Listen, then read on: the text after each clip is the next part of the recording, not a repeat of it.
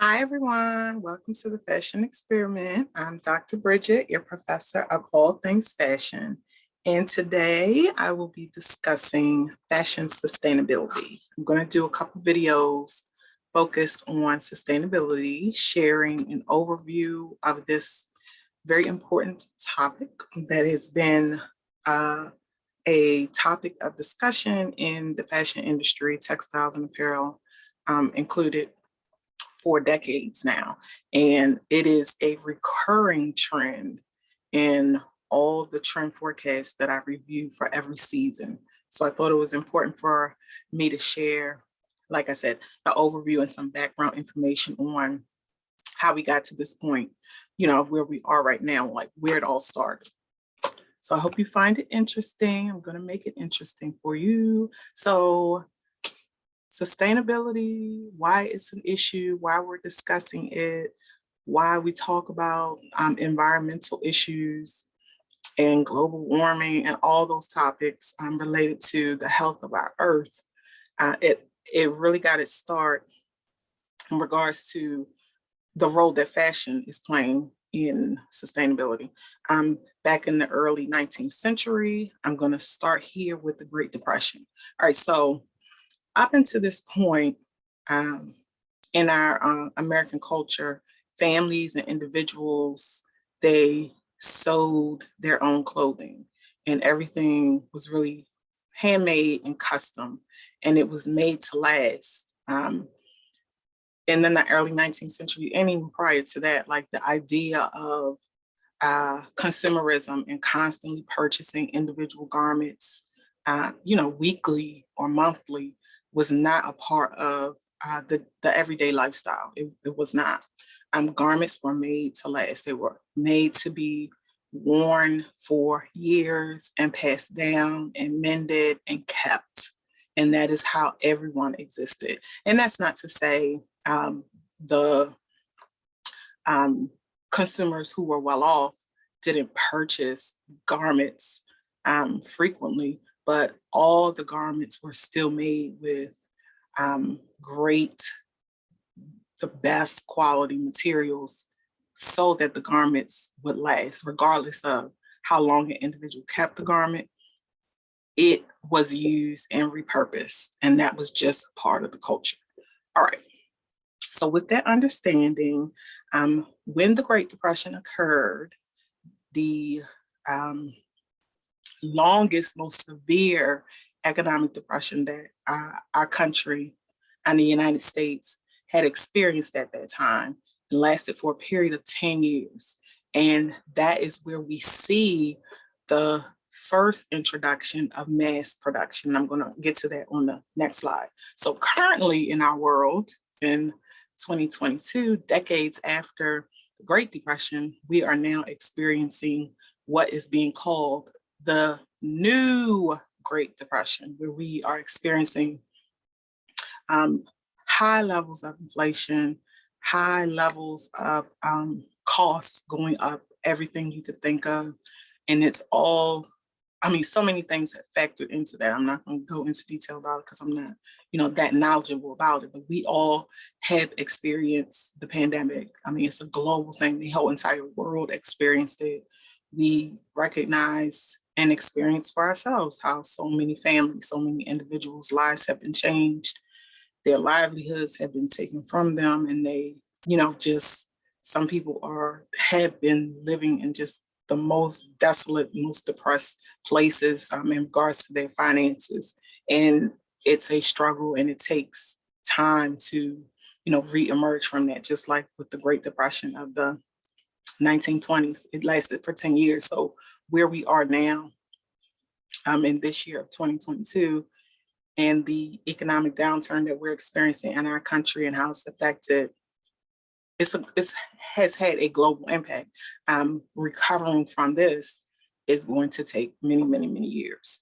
So I want us to see the correlation, because one of the tenets of fashion is that it is cyclical. So something, a style, a trend, an idea that was relevant at one point in time, and it moves in to trend and it becomes, the prevailing style, the prevailing idea, it moves out, something else replaces it, and at some point in the cycle, it comes back into play. So understand that we are seeing a resurgence of, in regards to fashion and trends and ideas related to consumer decision making. We are seeing a resurgence of how these people during the Great Depression coped with the struggles of life at that time. We're seeing a resurgence of those same ideas, those same decision-making practices. And I'm going to explain it all and connect it back to trends and forecasting. Okay. So the Great Depression's influence on fashion. So now that individuals, were struggling, their finances were nothing like they were before. Some people's lives totally changed. Their income was cut in half or nothing. What does that mean for how you choose to cover your body? When before, while you kept things for a really long time and you mended it and made it work, all those garments were made from the highest quality material so that they could last for years and be passed down. Well, during the Great Depression, the materials weren't that accessible. And those that were accessible, again, the prices of them were astronomical. So you couldn't afford it. You can no longer afford to invest in the suits and dresses and overcoats and things you used to buy. So what did that mean? You bought what you could afford. You bought what you could get your hands on. So this slide speaks to how men's wear was changed in regards to men not being able to buy a full suit. So you would find men mixing and matching pieces.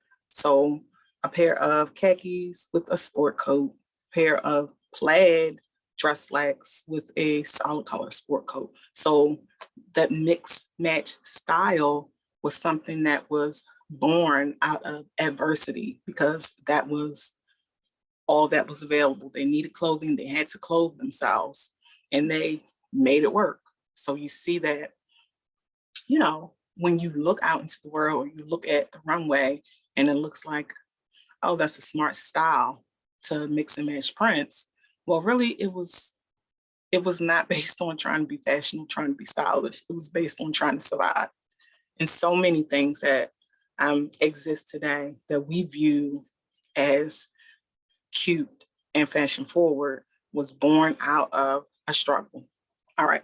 So this is a slide that captures how the sustainability movement had to be created. Okay. So how we move from, in our culture, in our world, valuing quality, valuing well-made garments. And I'm saying this is the prevailing idea, the way our culture was created. So it's not like you had another option. Everybody purchased the best of quality that they could afford and knew that whatever garments they wore, whatever garments they had a seamstress make for them, they were going to keep it and mend it. And it was a part of them, basically because you kept it for so long. It was woven into the culture. You got to understand that it starts as an idea. So now, because of the economic downturn, the best quality materials, we cannot access them because finances, my financial situation would not allow that. I still need to clothe myself and my family. So now people began to use cheaper materials that prior to this time period, you would not have thought about using, because why would I buy cheap materials to make my clothes? I want my clothes to last. I'm going to buy the best. But now, because our environment dictates that I need to meet my needs, because clothing your body is a basic need. And in order to meet my needs, I have to buy based on my resources. I'm going to use the little bit of money I have and buy the cheaper materials and make do. All right, so as designers began to use cheaper materials and invest in technology, Again, this speaks to moving into mass production. So again, quality materials and everything was custom made. It was made to fit my body. So I wasn't worried about a snap or, you know, a closure that was used for the purpose of not being exact. You know what I mean? Like if I bought a gown, or even if I bought a blouse and it was custom made to fit my body, well, I don't have to worry about a zipper or buttons. I could just have a little hook and eye in the back at the neck to get it over my head, and then I knew it would fit. Well, because things are being made cheaper and we're moving into the vein of mass production, the closures made a difference, because using zippers, using buttons, using snaps, and that's not to say we didn't use them before, but I'm saying using it for the purpose of making the garment looser so it didn't have to fit your body exactly. You can just place the button, place the zipper, place the snap, all right, and hook it where it worked for you, all right? That is what was done.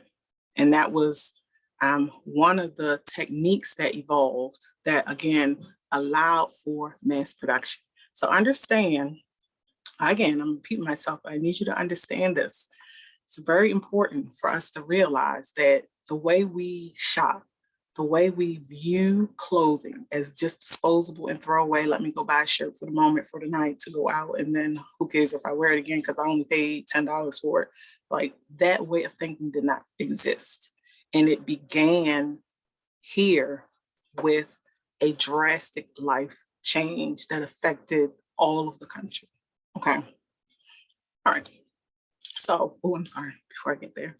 So, mass production evolved. Mass production evolved with the emergence of new technologies, new techniques. And from this place, using cheaper materials, using other types of fixtures, fasteners, and closures, manufacturers and designers realized that consumers, the masses, you and I, would buy cheaper made products. So what does that mean?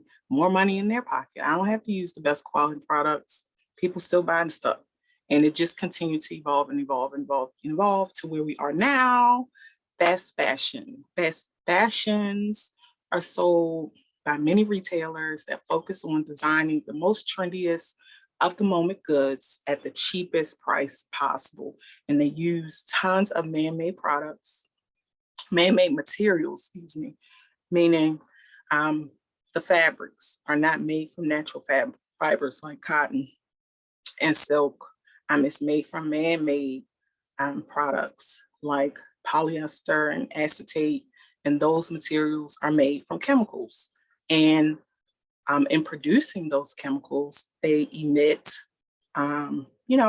hazardous fumes into the air. I'm going to get to that.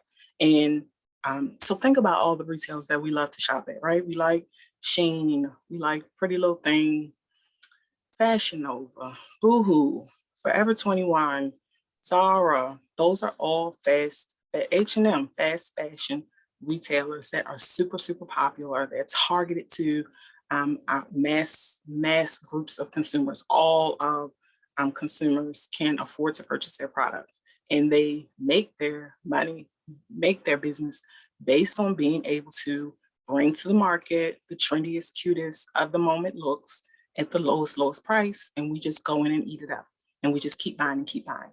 And it all started here with the Great Depression, that new way of thinking, that new idea of viewing fashion, of something that was just for the moment, for a fleeting moment, a fleeting thought, nothing that you acquire and hold on to and cherish and mend and pass down. Like, who thinks like that in regards to fashion?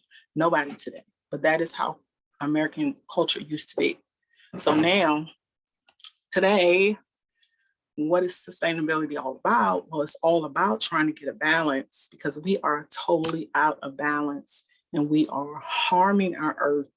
And while we're able, for the moment, able to acquire the trendy look, you know, it has a consequence. And that's what sustainability is all about. And when we look at the trends, I'm going to introduce some of them here. And in my next video, that'll be all I focus on. All the trends are trends that were once ideas, once thoughts about fashion that all of American culture held dear, you know, and that's how they viewed garments. And it's going to be an amazing, you know, experience to go through this with me. I hope it's like sinking in and you see the relevance in understanding what sustainability is all about and where it came from. Because today, like, if you had really no knowledge of it other than what you see, you know, in the media or see from different retailers that use the sustainability as a buzzword, I mean, there are some sustainable companies, and I'll discuss those also. You really don't have a true understanding of it, and you're not really able to connect your mind to it unless you see the historical like process of how we got to where we are. That's where I see like the value in it. Like, wow, at one point in history, how we live, how we exist, how we consume, and how we just buy and buy and buy and buy and buy, and we always want more and more and more and more. That was not the idyllic American culture, you know, that came in because of businesses, because of the Industrial Revolution. And, you know, that's just the evolution of our culture, of business, of the industry. But it's a great foundation for you to recognize that the way we are is not the way it has to be, because we weren't always like this. We can make changes that will still allow businesses to be profitable without harming the earth and not harming potential future generations, you know. And when you start talking about harming all the individuals in third world countries and other countries that are producing these products for pennies and their lives and how they're living, you know, so many facets of our culture and how production and manufacturing affects people's lives in a negative way. And it's like things that we don't think about. And it's part of fashion. It's part of fashion. You might not like it, but at least it's the truth. And you have, you know, an informed viewpoint about it. So anyway, what does it mean, sustainability? Oh, making ethical products. And that means considering more than just the money that you're going to make, considering the impact that the products you produce have on the lives of consumers and those producing it and the environment and future generations. Okay, so there's the workers are treated and paid fairly. You're not harming the environment, and the products are made with environmentally friendly products, like just conscious fashion that thinks about other people before you just mass produce and sell and sell and sell and market some more to get more people to come back and buy and buy and buy and just keep going in that circle. Trying to get a balance, because I'm all about making money, business minded, and I understand that there's money to be made. We can make all the money that exists out there. That's for you, that's for me. And we can do it with a conscience, you know? So how does the industry impact the environment? So I spoke about this a little bit. All of what is produced, not just in the fashion industry, but the fashion industry is like one of the top consumers of energy, top consumers of natural resources, and one of the top industries that produces lots and lots of waste. All the products that we buy and throw away after we use them a couple times, you know. The clothes that you take to the Goodwill, they don't always get purchased and reused. Okay, they go to landfills. We try to sell it off to China, try to sell our trash clothes to China. And at one point, China made tons of money from taking our waste, our clothing waste, material waste. All right, so waste is created from about three things I'm thinking of right now. So number one, think about dyeing fabric. Before we even produce a product, before I even produced this t-shirt, before we even produced the jeans that we wear, the sweatpants, the fabric has to be dyed. So those are chemicals. The fabric has to be made also, woven and knitted together. The chemicals that are used to dye the fabric that creates waste, that's released into our earth, runoff waters that can contaminate our waters, just like oil that spills into the ocean can contaminate the ocean. And also those chemicals get emitted into the air. When we're drying, just think of an industrial size dryer. Those fumes get emitted into the air and they affect and damage the ozone layer. Just like the automobile industry has regulations for emissions because all those chemicals are harmful. All right. And then energy. We use large amounts of energy for all the processes. And electricity just doesn't appear out of magic. The energy has to be generated by power plants, nuclear plants, chemicals. Again, there is a chemical process related to how energy is created and emitted. All right, I don't know all the technical part of it, but I just know that. And then the natural resources, number one is water, okay? The water that is required for the dyeing processes and the finishing processes. So much, okay? So this is our industry, apparel and textile industry. So many opportunities for us to examine the processes that we use for creating fabrics, for dyeing fabrics, for assembling garments. So many opportunities for us to examine the processes to determine if there is a better way to do it that's healthier for our environment. Okay, that's what we need to think about, and not just continue to be a throwaway society. Okay, we currently encourage consumers to just keep buying, keep consuming without thinking about the cost of it, thinking about how it's affecting other people. So my image here is a landfill because most of the, if not all, the man-made fabrics, they do not biodegrade. They just exist and they stay forever. So and I've seen done research on sustainability. There are different processes. There are lots of researchers doing research to produce materials that are biodegradable, but especially with plastic. Just think about all the products that we wear that are made of plastic. Think about shoes, think about handbags, accessories, sunglasses, and there's plastic in like a drawstring. The tip of a drawstring on your sweatpants is covered in plastic.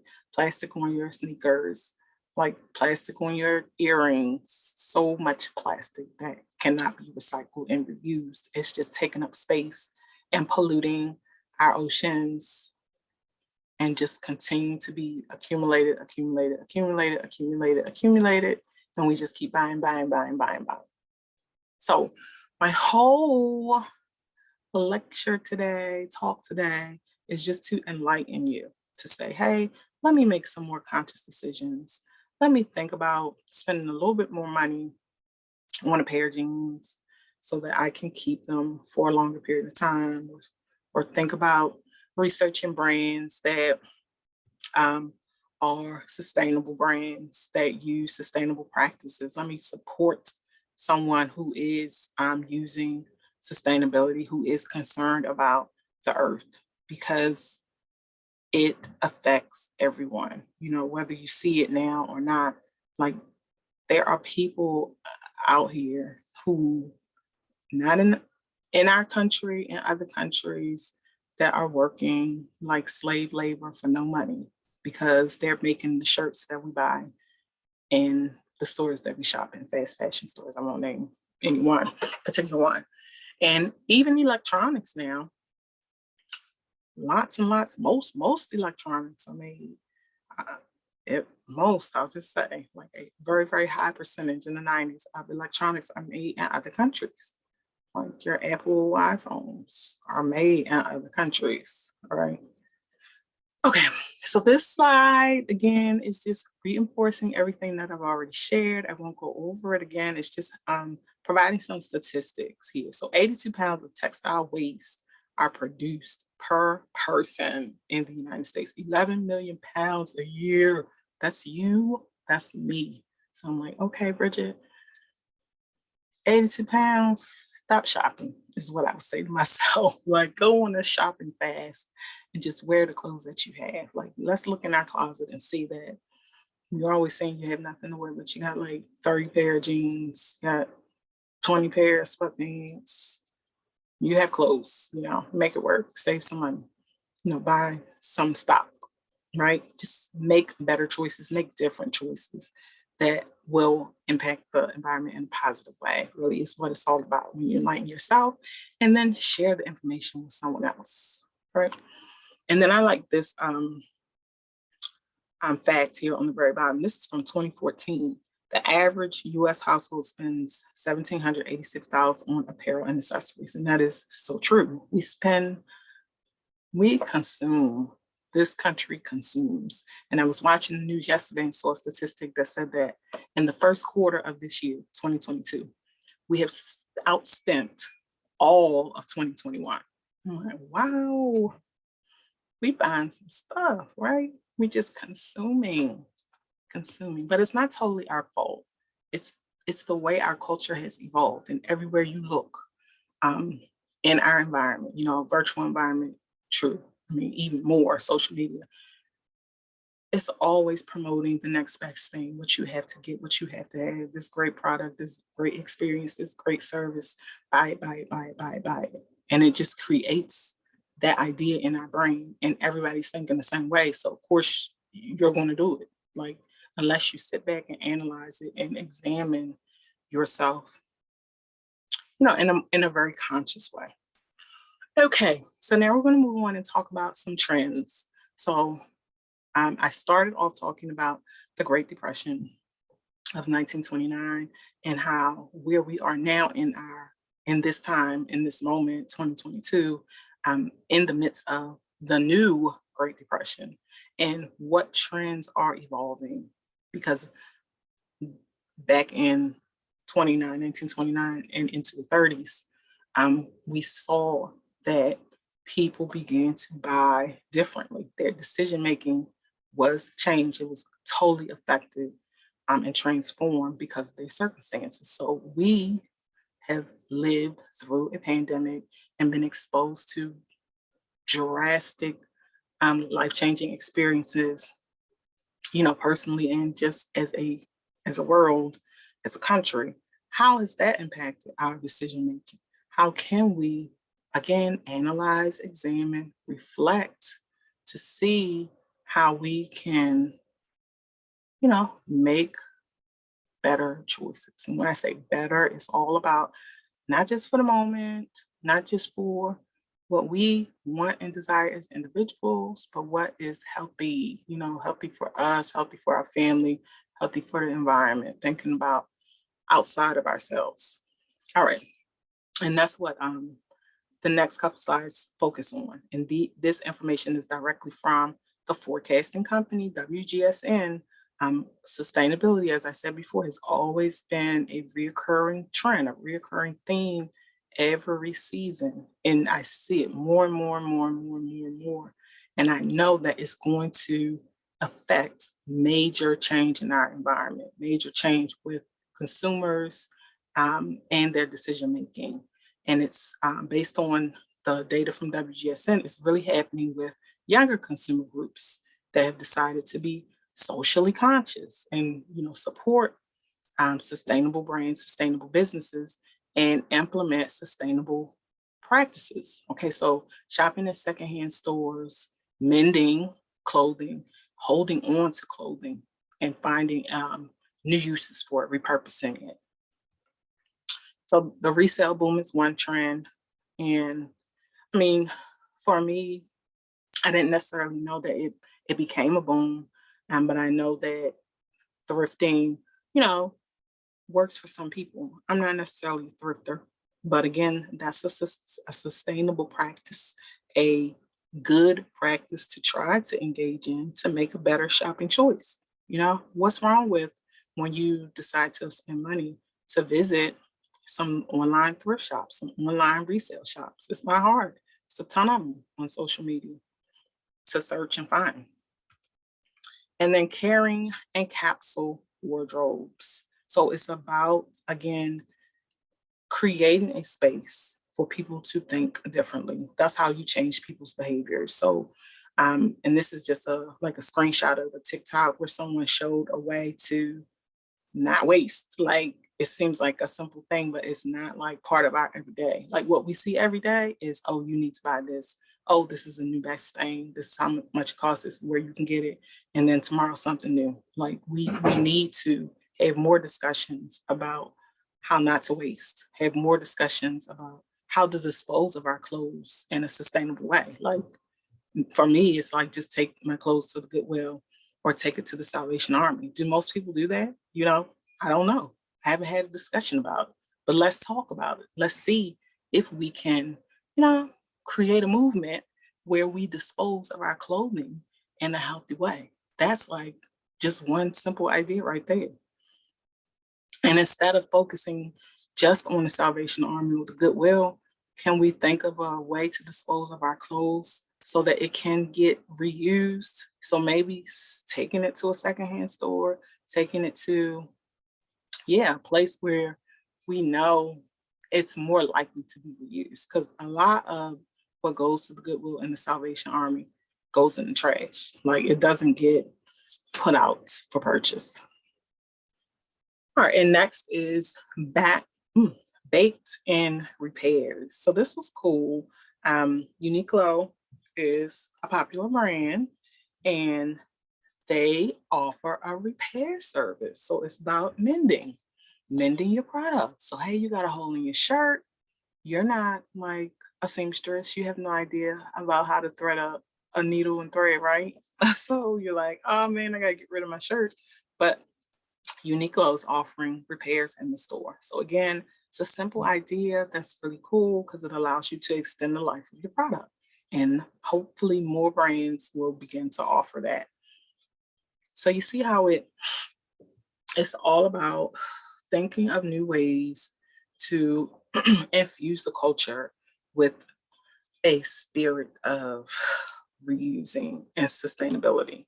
And that's where it starts. And as those ideas continue to be shared and it grows and grows and grows, then it'll become more than a movement. It'll just be part of our culture again, like it was, in the early 19th century. Taking on big tech. So this is where I mentioned before, it's not just the fashion industry that needs to examine their practices to try to adopt more sustainable practices. It's also the technology industry with electronics, TVs, cell phones, computers, all those things can go to waste too when you get rid of it and don't want it anymore. So the electronics refurbishment movement, I'm just calling it a movement, is a great idea as well. Just like repurposing clothing, let's try to repurpose everything, electronics and automobiles and those things included.